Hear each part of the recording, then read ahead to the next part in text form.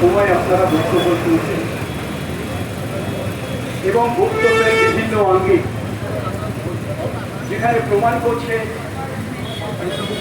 আজকে এই পশ্চিমবঙ্গ 1947 সালের শ্রেষ্ঠ পশ্চিমবঙ্গ আজও এক মহাসংকট তার অস্তিত্বকে খুঁজছে। মাননীয় সভাপতি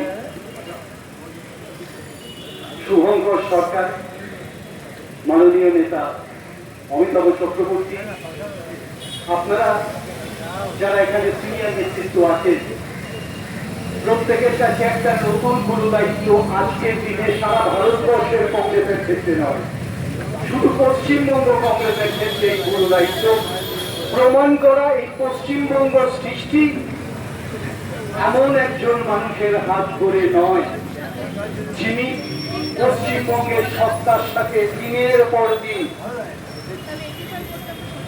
বঞ্চনা করেছেন, সংঘাত করেছেন এবং ঐতিহাসিকভাবে এই পশ্চিমবঙ্গের অস্তিত্ব সংকটের জন্য যিনি দায়ী। সব থেকে বড় আইরনি, সব থেকে বড় ইন্টারেস্টিং ফ্যাক্ট আপনারা যদি দেখেন, দেখবেন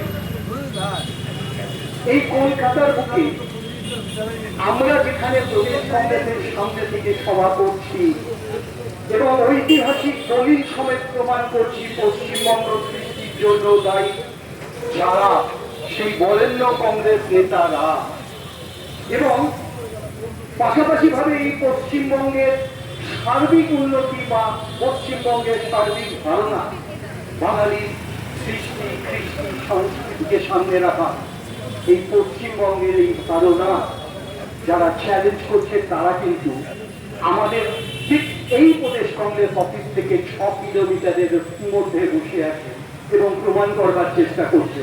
পরবর্তী সময় তারকেশ্বরে প্রমাণ করবার চেষ্টা করলেন যে এই পশ্চিমবঙ্গ সৃষ্ট ঐতিহাসিকভাবে শ্যামাপ্রসাদ মুখোপাধ্যায় এবং সার্বিকভাবে একটি অসত্য,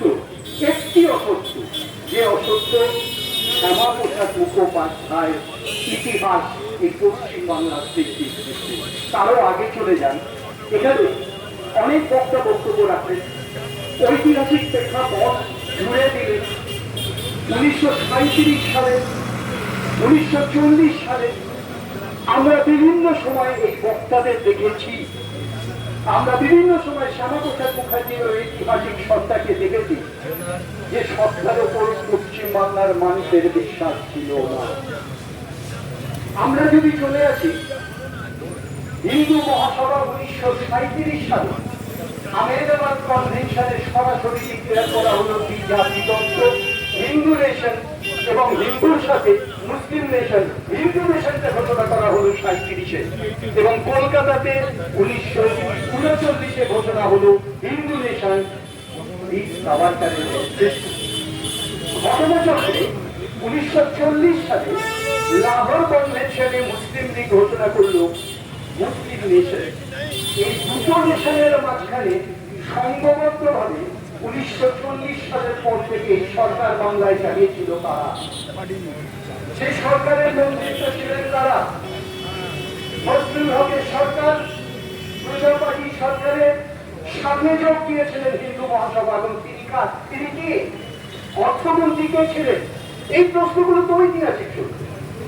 এই প্রশ্নকে আজকে চ্যালেঞ্জ করছেন যখন 20 তারিখ জুন মাস 1947 যখন বাংলা প্রাদেশিক সভায় ভোট গ্রহণ হচ্ছে, সেই ভোট গ্রহণে পশ্চিমবঙ্গে থাকবে কিনা, বাংলাদেশের সাথে মিলে যাবে কিনা, সেখানে 58টি ভোট, যেটা মিলে একটু আগে বলছিল, 58টি ভোটে একটি ভোট পেয়েছিলেন 58 বাইরে 78 সাথে একটি ভোট পেয়েছিলেন, যেটা শ্যামাপ্রসাদ মুখার্জির ভোট। 2জন নির্দল, 2জন কমিউনিস্ট পার্টি রতনলাল ব্রহ্ম এবং জ্যোতি বসু, আর 52 জন কংগ্রেসের নেতৃত্ব। আপনি পশ্চিমবাংলার এই সংখ্যা তত্ত্ব দিয়ে প্রমাণ করবেন যে পশ্চিমবাংলার সৃষ্টির জন্য দায়ী শ্যামাপ্রসাদ মুখার্জি। আইরনি অপেক্ষা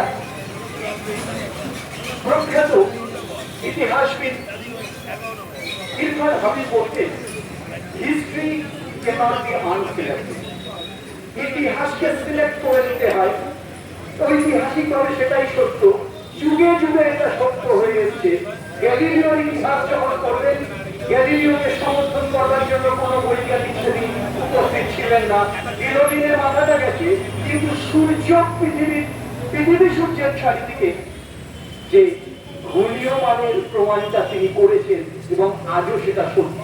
এই সত্য তো ক্রমে ক্রমে উদ্ঘাটিত হয় এবং সেই উদ্ঘাটনের একটি লক্ষ্য হচ্ছে আর ক্ষমতায় এসছেন 1 মাস 18 দিন, আর তারই মধ্যে পশ্চিমবঙ্গের মূল সত্তা শ্যামাপ্রসাদ মুখার্জি এই অসত্য প্রতিবাদ আজকে যারা করছেন শুভঙ্কর সরকারের নেতৃত্বে এবং আপামর কংগ্রেস কর্মী যারা দায়িত্ব নিয়ে এই অনুষ্ঠান করছেন, তাদের প্রত্যেককে আমার গৈরিক অভিনন্দন, সবুজ অভিনন্দন, জাতীয়তাবাদী সত্তার অভিনন্দন।